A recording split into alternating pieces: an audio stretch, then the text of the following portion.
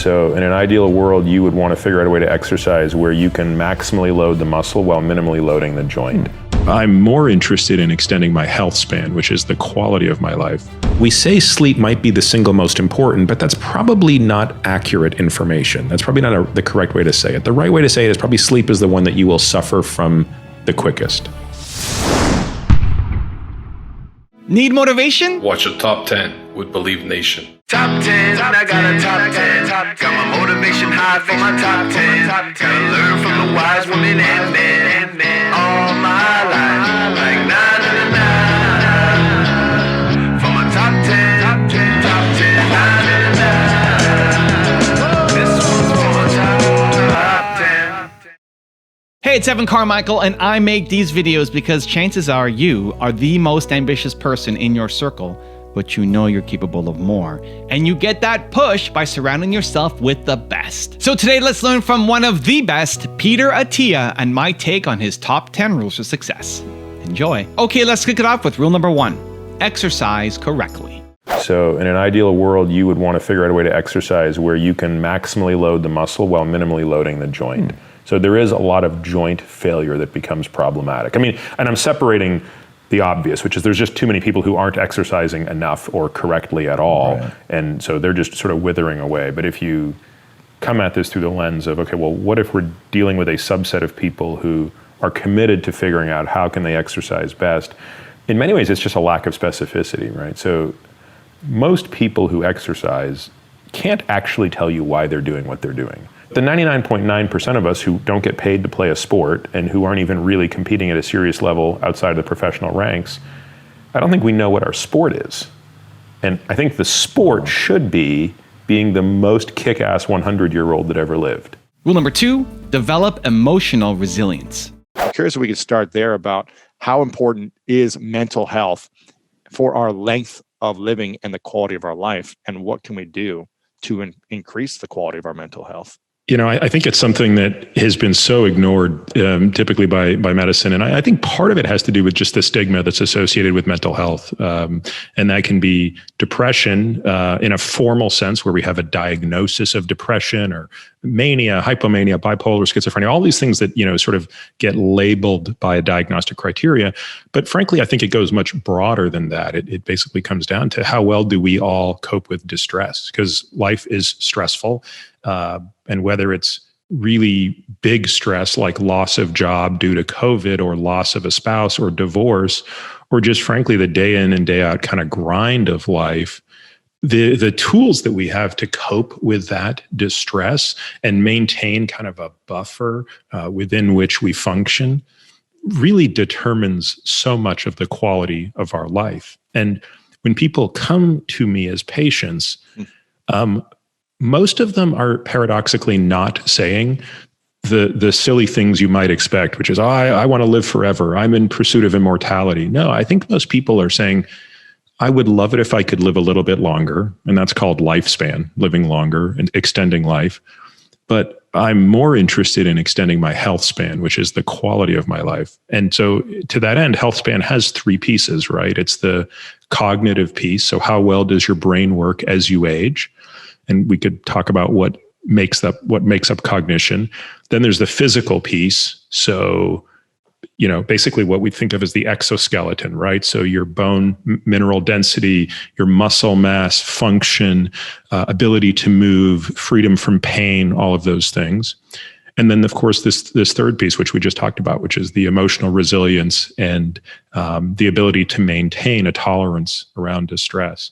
And again, those 3 things, to my mind, sort of form the boundaries of quality of life. When any of those are lacking, even in the absence of disease, right? You could have no imminent death on your doorstep, but if your cognition is sliding, if your physical body is breaking down through injury, or if you're just emotionally unwell, it doesn't seem to matter that much.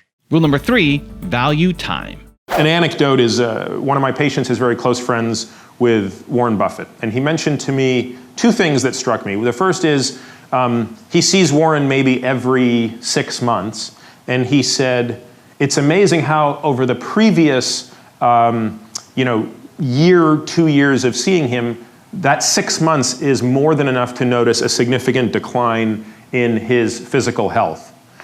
The second thing, which I found really interesting, which is just sort of a thought experiment, is he said that, Warren doesn't speak about anything other than health anymore privately, right? So, I mean, obviously, there's lots for Warren to talk about, but really time is the most important thing. And it actually illustrates a point that I would challenge you all to consider, right? Which is, I would be willing to bet that not one of you, if you were offered every dollar of his fortune, would trade places with him right now. And the reason, and you would all intuitively say no, I think, because you realize that time matters more than money. And I would also bet, by the way, that he would be willing to be 20 years old again if he was broke. So never discount this idea of time and what a precious commodity it is. Rule number 4, do what you love. What you really ought to do in college is study first something that you freaking love. Like, in the end, you want to study something where you don't care about the grades. You're going to do well because you are absolutely obsessed with mastering this subject. And that could be going, an inch wide and a mile deep on something like, I want to really study genetics or biochemistry or molecular biology or something. Alternatively, it could be, I want to study philosophy and history, or I want to study engineering or whatever. And, but the point is, the absolute last thing you want to do is try to cobble together an education that is geared towards acing the MCAT. Like, I can think of no sadder thing to do than to do that.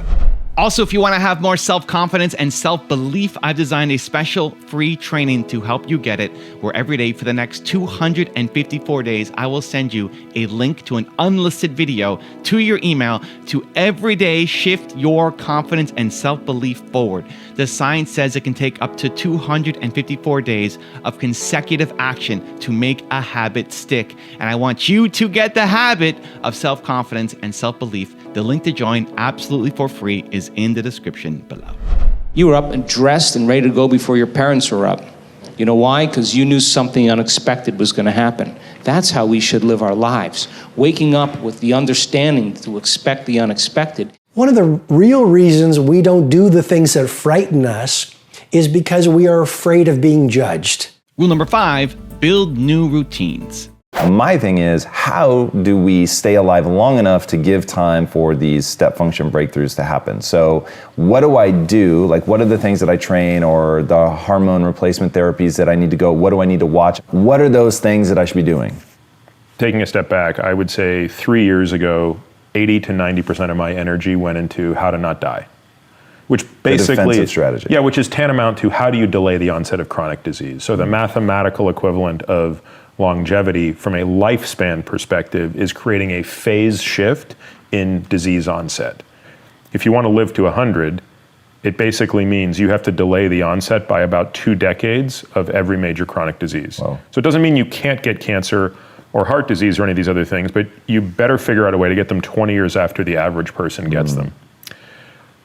I would say now that occupies 50% of my brainwave energy, whatever, and much more time goes into 2 other things, which is how to minimize suffering, which is kind of an emotional problem, Wow.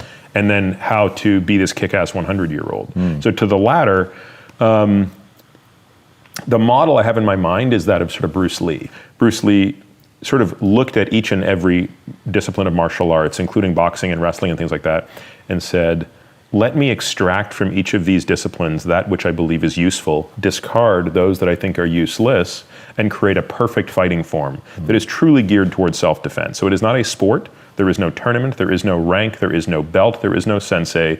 It is, can you handle yourself in a life or death situation? If I go to a yoga class, or if I do a Pilates class, invariably there's something in there that I think is really valuable. And truthfully, there's a bunch of stuff that I'm like, I don't need this. This is just, if I had infinite time, this would be fine to do, but I don't have infinite time. So now you apply a constraint to the problem, which is, not only do you want to be sort of the best 100-year-old imaginable, what if you're only willing to spend 10 to 12 hours a week preparing for that? And so you say, okay, well, so there's a new sport, which we define some of the parameters of. That's your new Olympics, and that Olympics is 50 years from now. How will you train for it if you're only willing to spend 10 to 12 hours a week training for it? Well, my guess is you will take a lot of things from various disciplines, discard a lot of things, and sort of have to build a very bespoke routine around it that will involve the maintenance of muscle mass, joint integrity, flexibility, functional movement, balance, things that we don't even really think about anymore. How many times does someone who's 90 fall because they've lost their balance? And it's that fall that ultimately leads to their demise. Rule number 6, prevent diseases.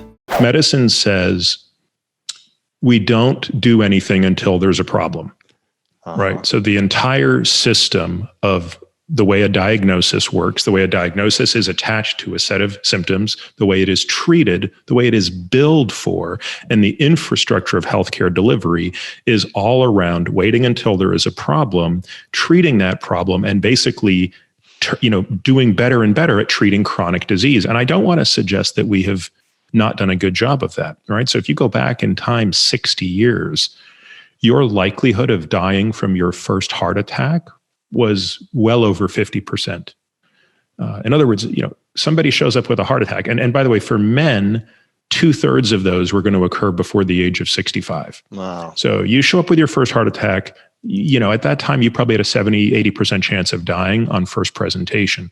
Well, today, thanks to emergency medical care, stents, blood thinners, all sorts of other things we have going, lots of medications, that's no longer the case. I mean, we can keep people alive for unbelievable periods of time. We have things like dialysis. We can do organ transplantation. I mean, we can do so many things that do indeed extend life in a chronic sense.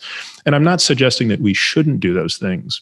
It's just that when most of us finish medical school, we haven't got the foggiest clue on how you would tackle the problem the way, say, David explained it. Mm-hmm. There's no system in place to say that, because if you really believe in that system, you have to figure out how to prevent disease, not treat disease. They're not the same thing.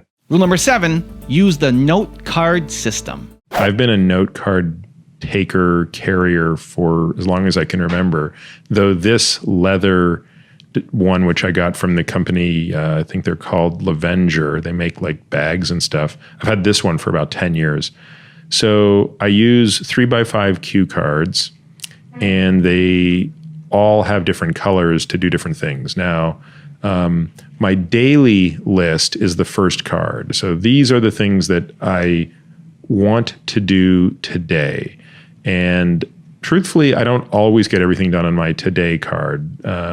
Probably 2/3 of the time I do go to bed with everything on the daily card done.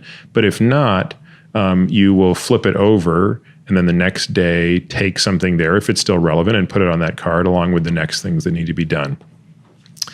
I then have, and by the way, I sometimes use a white card or a green. It's either white or green is always my daily card. My pink card is my number 2 card, and you can see that this was last week. So I'm cheap with these things. So it's like I just love the fact that I'm saving money by using both sides of it. So for this week's pink card, I have all of the things that have to be done by Sunday. So every week I redo the pink card.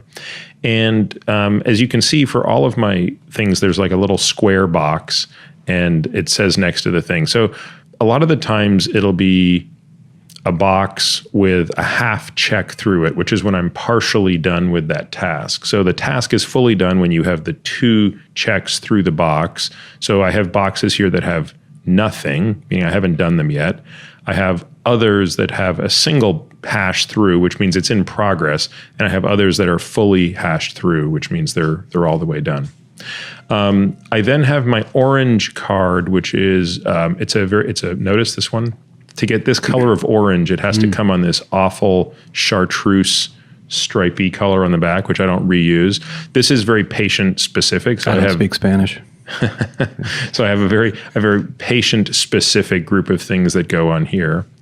The white card, which is different from the white card that I lead with because it sits far enough back in the pack, it never gets confused, has all of my long-term sort of just random personal things that I don't want to cloud on my weekly list, although intermittently things from here will go on the weekly list. So again, I don't want to read these things because they won't make any sense to you, but it's just a bunch of stuff like, oh, you got to fix the autoresponder in your email, and oh, I got to return my rangefinder because it's not working very well, and oh, I need to sync the way this thing works with that thing. It might take me 2 months to get through this list, and that's fine because, you know, intermittently things from this list will make it onto the weekly pink list, and obviously things from the weekly pink list intermittently make it onto the green list. Unrelated, my last card is just a place where I keep track of stupid things that I like to do. So I don't even know why I carry this. I think Tim Ferriss once asked me to make a list of all the dumb things I do. And I started carrying this list around, which has like egg boxing, tearing phone books, counting forks and knives, doing my TSA voice, playing the what if game, and pretending to be in a little bit of a rush. And every time I think of another dumb thing I like to do, it goes on that list. So that is the card carrying system. Obviously highly modifiable. You can do anything you want. That's the beauty of the card system. Yeah. I think I've used it before too as well. I have a purple card. It's called my people to kill list. I hope I'm not on that list. Rule number 8, adjust your sleep schedule. If you take subjects, normal subjects, and just sleep deprive them for 2 weeks to the tune of 4 hours a night. So that's pretty extreme, but only for 2 weeks. So if I just took, 20 guys like you and took them from 8 hours a night to 4 hours a night for 2 weeks, and then did these glucose tolerance tests, I could reduce your glucose disposal by 50%. I could basically within 2 weeks turn you into an almost diabetic just by sleep depriving you. Yeah. So reduce the ability to assimilate it into your muscles. Reduce the ability to clear glucose out of your circulation. And if it's not cleared, then it turns into fat, or it's surrounding your organs, and it's making you weak. It leads to higher levels of insulin, which I'll come back to in a moment. You asked a minute ago, how does this disease hurt you? Well, it hurts you through two vehicles. It hurts you through the high insulin, which causes one set of problems, and then the high glucose, which causes another set of problems. So having horrible sleep, and there are some people for whom this is, unfortunately an occupational hazard, right? So, people who work night shifts, it's going to be much harder to sleep during the day. People who had dumb jobs like me in residency where, you just don't get to sleep. So there are lots of people for whom this is an occupational hazard. And then frankly, there's the things that we're doing to ourselves, too much time on electronics. We know that, sitting there looking at your phone, looking at social media till you go to bed is not good. Rule number 9, explore your limits. And the term cardio is itself so confusing, right? Because even if you think of what is VO2 max, most people think, well, that's really a heart-lung issue. It's actually not. It's more of a muscle issue. Interesting. Because that's where the bottleneck is not in how much oxygen can you get in your lungs. The bottleneck is how much can your muscles utilize. So when you look at, the winner of the Tour de France, or, the gold medalist in, cross-country skiing, or the person who wins the Boston Marathon, like when you look at the most extreme endurance athletes who have these very high VO2 maxes, what's unique about these people is their muscles, which is counterintuitive because they're usually very slender individuals, but their muscles are so efficient at aerobic metabolism that they are able to extract so much oxygen out of blood. When you and I, are at our maximum capacity, we're still breathing out, 80% of the oxygen we breathed in. So it's really not a gas exchange problem, it's a muscle problem. That said, VO2 max is a very specific energy system that probably gets a little more credit than it deserves. So what are the alternatives? Well, so VO2 max is really, as its name suggests, so the definition is, what is your maximal extraction or utilization of oxygen? The way to experience what that is go out and run for 4 minutes as hard as you possibly can. Yeah. That is that energy system. But there are other energy systems, right? In cycling, we talk about 7 different energy systems. But again, you can really simplify this and say, there's sort of the energy system we're in right now, which is the smoking and joking energy system. At the far end of the spectrum is this neuromuscular area where you're basically doing the most explosive movement imaginable for 10 to 15 seconds. And I suspect that for each of those energy systems, there's an there's a minimum threshold that you'd want to be above as you age. So ways that you could test that would be, I mean, even someone our age probably knows if you carry 2 bags of groceries up 4 flights of stairs, most people are feeling that. Right. Very few people get to the top of that 4th. I know that because that's my apartment's on the 4th floor. So like in New York, I'm always I'm always paying attention to like, what will happen when the day comes that this is not pleasant? Right. Like when I'm deciding I have to take the elevator up these 4 flights of stairs. And so if that becomes the minimum threshold, then and that you want to be there at 100, then you need to be there at 60, and you need to be there at 50, and you need to be there at 40. And so I think part of it is just defining those things, and that determines then what's the level of training you need to do. But I do think in this current environment of everybody loving high intensity interval training, which I love just as much as the next person, that's really only training one energy system. And I think if you ignore these other energy systems, you're sort of not fully optimizing around your performance. And rule number 10, the last one before a very special bonus clip, is find great coaches. I coach Thomas Merrill, who's really great. Great coaches, I'm sure you can relate to this in all the stuff you've done. Great coaches aren't just telling you what to do, they're telling you what you should feel when you do it correctly. And that to me is like that's why I know I'm not a good coach. It's very hard for me to coach people because I have a hard time articulating what you're supposed to feel when you do something correctly. Now I've got a very special bonus clip that I think you're going to enjoy. But before that, it's time for the question of the day. I want to know, what was your single biggest takeaway from this video and your plan of action for the next week? When you get motivated, inspired, you have a 35% chance of following through. But when you get motivated, inspired, and you create a plan of action, you have a over 90% chance of following through. And when you share it with other people, it jumps to 95% chance. Your likelihood of following through. And so I want that to be you from this video. We don't just watch videos here, Believe Nation. We do something. We take action. So I want to know your single biggest takeaway from this video and your plan of action for the next week. Leave it down in the comments below because I want to celebrate you. What is the number one recommendation habit you would suggest every person add to their daily regimen besides physical activity, in parentheses, for wholesome health? Okay, that's exactly the kind of question I never want to talk about. Yeah. I don't know. I mean, again, you can't answer this question without sounding glib. Get a lot of sleep. Do something physical every day. Don't eat for a long period of time. When you do eat, don't eat crap. Meditate.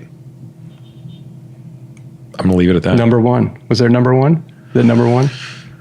I know you could probably work it in somehow to say the number one habit, or no. So the number one habit that you could get into is to it's almost like Feynman's first principle. You could say that don't take someone's number one recommendation. Number one recommendation. Okay, so that would be the elegant thing to say. The one thing I would say on this that's important to understand is probably sleep is the one we are going to be most sensitive to. In other words, if I said to you, don't eat for this many days, or don't eat well for this many days. I mean, you could get away with that for a long time. You could not eat. Yeah. I think an average person could probably go 30 days without eating. They could go years without eating well and still make a recovery. How long could you go without sleeping before you're completely off the rails? I mean, it's days.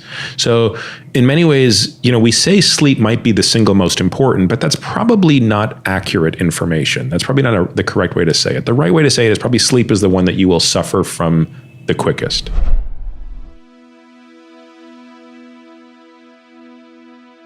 If you want to see the top 10 I did on Andrew Huberman, check out the video right there next to me. I think you'll enjoy it. Continue to believe, and I'll see you there.